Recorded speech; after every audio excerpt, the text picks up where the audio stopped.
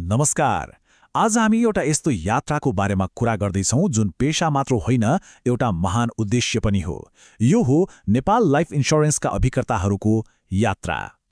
अभिकर्ता यो शब्द सुन्दा दिमागमा के आउँछ? धेरैको मनमा त बिमा बेच्ने मान्छे भन्ने नै आउँछ होला, हैन? तर वास्तविकता त्योभन्दा कता हो कता गहिरो छ। अभिकर्ताको पहिचान त्योभन्दा धेरै माथि छ। वास्तवमा अभिकर्ता भनेको के हो त? उहाँ परिवारलाई सुरक्षा दिने व्यक्ति हो, भविष्यलाई उज्यालो बनाउने एउटा पुल हो, अनि समाजमा एउटा सकारात्मक परिवर्तन ल्याउने अगुवा पनि हो। हेर्नुस् त, यो भूमिका बिक्रीमा होइन, सेवा र सुरक्षामा टिकेको छ। ल, अब यो यात्राको पहिलो चरणबारे कुरा गरौँ। जीवन सुरक्षाको दूत। यो शब्दले नै अभिकर्ताको कामको गहिराई र उनीहरूको उद्देश्यलाई कति राम्रोसँग बताउँछ, हैन र? यो कुरालाई अझै प्रष्ट पारौँ है। एकातिर छ जीवनको आँधी भेरी, अनिश्चितता, अनि अर्कोतिर छ सुरक्षित र उज्यालो भविष्य।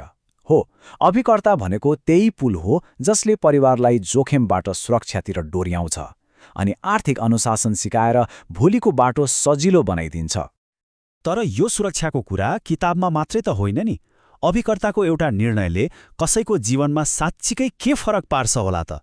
आउनुहोस्, अब त्यही हेरौँ। एकछिन सोचौँ त, अभिकर्ताले गर्ने एउटा सानो प्रयासले, एउटा निर्णयले कसैको जिन्दगीमा साँच्चै ठूलो फरक पार्न सक्छ र? यसको जवाफ निकै शक्तिशाली छ।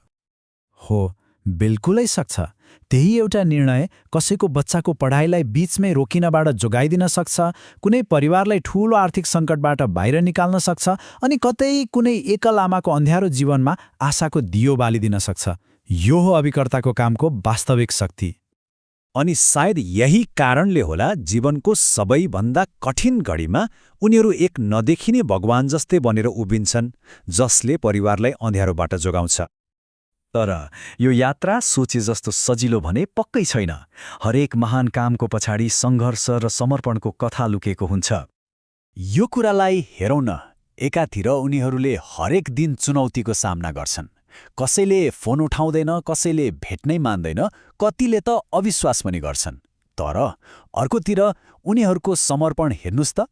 त्यही अभिकर्ता हरेक दिन घर घर पुगेर भोलिको जोखिमबारे सम्झाइरहेका हुन्छन्। किनभने उनीहरूलाई थाहा छ आजको यो मेहनतले कसैको भोलि सुरक्षित बन्छ।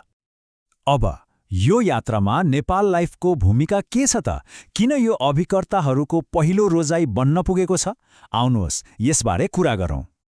किनभने नेपाल लाइफ नेपालको सबैभन्दा ठूलो जीवन बिमा कम्पनी मात्रै होइन, यसको दावी भुक्तानी एकदमै छिटो र भरपर्दो छ, नेटवर्क बलियो र देशभर फैलिएको छ, अनि अभिकर्ताका लागि आकर्षक कमिसन र बोनसको व्यवस्था पनि छ।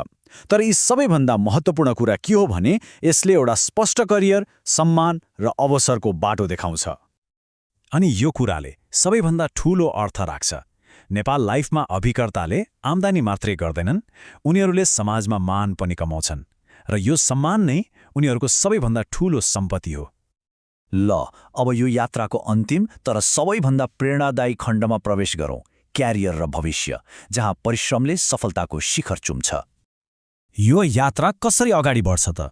हेर्नुहोस् है, एक साधारण अभिकर्ताको रूपमा सुरु गरेर उनीहरूले आफ्नो उत्कृष्ट प्रदर्शनबाट एमडीआरटी, सीओटी, टीओटी जस्ता अन्तर्राष्ट्रिय स्तरको मान्यता पाउँछन्।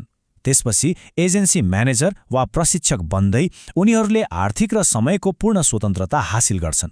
यो एउटा स्पष्ट बाटो हो। संक्षेपमा भन्नुपर्दा यो पेसाले दिने अन्तिम पुरस्कारहरू के हुन् त?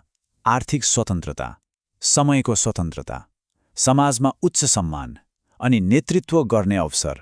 सायद योभन्दा ठूलो उपलब्धि के हुन सक्छ र? त्यसैले अबदेखि अभिकर्तालाई केवल बिमा विक्रेताको रूपमा नहेरौँ। उनीहरू जीवन सुरक्षाका दूत हुन्। यो उनीहरूको वास्तविक पहिचान हो, र यो साँच्चीकै गर्वको विषय हो। र अन्त्यमा यो एउटा शक्तिशाली भनाइलाई मनमा राखौँ जसले अभिकर्ताको कामको सार बताउँछ। आजको मेहनत कसैको सुरक्षित भोलि